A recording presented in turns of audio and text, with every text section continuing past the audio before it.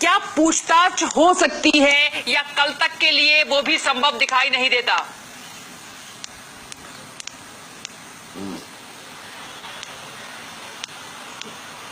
जी देखिए, आपकी आवाज कम आ रही है, लेकिन मैं बताना चाहूंगा कि बॉम्बे हाई कोर्ट ने कल तक के लिए इस पूरे मामले की जो सुनवाई है वो टाल दी है। यानी कि जो ट्रांजिट एंटीसिपेटरी बेल के लिए मुख्य रूप से दो जो ट्रस्टी है, अगर ग्रेस पिंटो और साथ ही में ऑगस्टिन पिंटो, इन दोनों की बात करें जो कि मालिक है पूरे रायन इंटरनेशनल स्कूल और कंपनी के, माफ कीजिएगा इस ग्रुप के, तो उनकी जो अग्रिम जमानत के लिए जो आज याचिका दायर की थी उसकी सुनवाई को कल तक के लिए टाल दिया गया है। और रायन की अगर खासतौर पर बात करें, रायन पिंटो की बात करें जो कि अपने आप में सीईओ है, तो उनको लेकर अभी भी सस्पेंस जारी है, लेकिन पूरी तरीके से मामला कल तक टल गया है। और राहत की बात यह है कि अब ये तीनों ही जो ट्रस्टी हैं इनकी गिरफ्तारी कल तक नहीं होगी, ये बात तो पक्की हो चुकी है।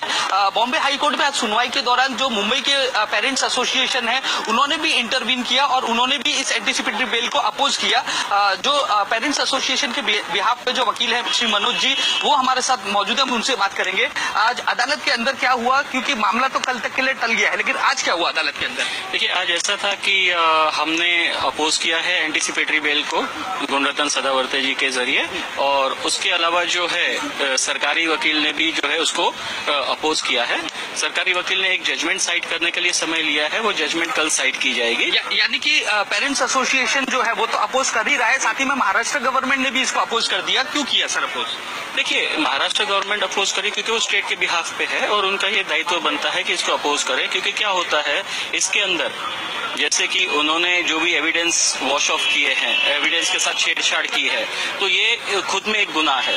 तो उसके लिए अब ये तो पॉसिबल नहीं है कि उन्होंने सीनियर से बात न की हो, ट्रस्टी से बात न की हो। ये सब क्या होता है कि उन्होंने अपनी इमेज बचाने के चक्कर में जो भी एविडेंस थे उनके साथ खिलवाड़ किया है। सर, ये जानना चाहेंगे आप, जो आपका जो आर्ग्यूमेंट था एसोसिएशन की तरफ से, पेरेंट्स एसोसिएशन में, वो क्या आर्ग्यूमेंट था, क्यों आप अपोज कर रहे थे? देखिए, हमारा अपोज यही था कि जुवेनाइल जस्टिस में अभी जैसे संशोधन हुआ है उसके अंतर्गत सेक्शन 75 में इनको बेल रिजेक्ट किया जाना चाहिए, इनको जो है सजा मिलनी चाहिए। आज ये जो है स्कूल्स का कारोबार हो गया है, महंगे स्कूल्स हैं, ये सिर्फ पैसा छापने की मशीन बने हुए हैं। लेकिन जब पेरेंट्स इतना पैसा खर्चा करें उसके बाद वो बच्चे की सिक्योरिटी क्या है?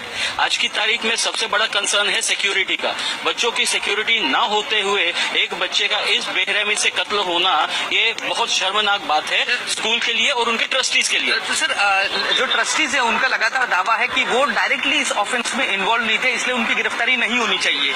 सर देखिए, इनकी लायबिलिटी है, डायरेक्टली इनडायरेक्टली ऐसा नहीं होता है। जब भी कोई कत्ल हुआ है, कोई गुनाह हुआ है, उसके पीछे बहुत सी चीजें होती है, तो उनमें से एक दायित्व जो है ये अपने जिम्मेदारी से हाथ नहीं फेर सकते हैं। जैसे कि आपके मीडिया ने ही काफी चीजें एक्सपोज की हैं, वहां जाकर के आप लोगों ने देखा है किस तरह से लापरवाही है, सीसीटीवी कैमरास नहीं चल रहे हैं। सबसे बड़ा सवाल तो ये है कि इतना बड़ा छोरा स्कूल के अंदर आया कैसे?